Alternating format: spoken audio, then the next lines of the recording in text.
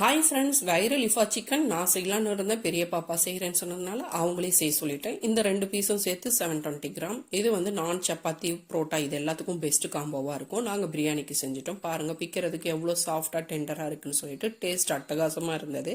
Masala mix ready பண்ணிடலாம். 1 table spoon தயிர், 1 table spoon மிளகாய்த்தூள், 1 டீஸ்பூன் மல்லித்தூள், 1/2 டீஸ்பூன் பட்டை கிராம்பு ஏலக்காய் பவுடர் பண்ணது, அதோட விருப்பப்பட்ட ஜீரகத்தூள் மிளகுத்தூள்லாம், சால்ட் டு டேஸ்ட்டு, அதோட 1/2 டீஸ்பூன் ஜிஞ்சர் கார்லிக் பேஸ்ட், 1/2 லெமனோட ஜூஸ், இதெல்லாம் பிழிஞ்சு நல்லா மசாலாவை மிக்ஸ் பண்ணி விட்டுடலாம். காரம் உப்புலாம் இண்டிவிஜுவல் டேஸ்ட்டுக்கு ஏற்ற மாதிரி கொஞ்சம் அட்ஜஸ்ட் பண்ணணும்னாலும் பண்ணிக்கலாம். மசாலா பக்காவாக ரெடி ஆகிடுச்சு. இப்போது 2 கண்ணையும் தூக்கி உள்ளே விட்டு யார் மேலேயாவது கோவம் இருந்தால் ஒரு ஃபோர்க் எடுத்து நல்லா குத்தலாம். ரொம்ப சிறப்பு.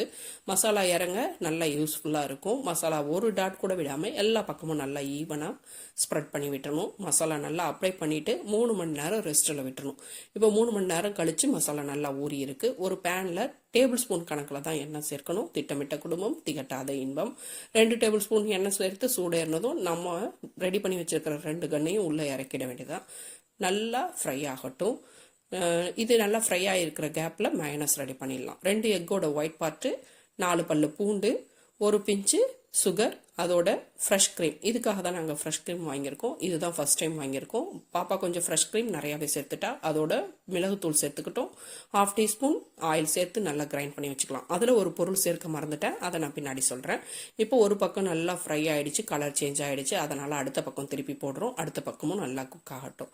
இது நேரில் பார்க்க ரொம்ப கலர்ஃபுல்லாக இருந்தது. கேமரா குவாலிட்டி கொஞ்சம் சரியில்லை. நல்லாவே ஃப்ரை ஆகிடுச்சு. இப்போ நாம் அரைச்சி வச்சிருந்த மைனஸை இதுக்கு மேலே நல்லா அப்ளை பண்ணி விட்டுடலாம். நாம் போட்டிருக்கிற காரத்துக்கும் இந்த மைனஸுக்கும் அப்போ தான் கரெக்டாக ஈவனாக இருக்கும்.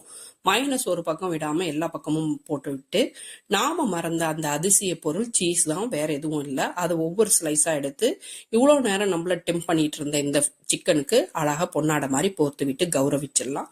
இப்போ நல்லா இந்த பக்கமும் கீழே இருக்கிற பக்கமும் குக் ஆகட்டும். கீழே இருக்கிற அந்த மசாலாவோட இருக்கிற ஆயில் எடுத்து எல்லா சிக்கன்லையும் படுற மாதிரி அப்ளை பண்ணி விடணும்.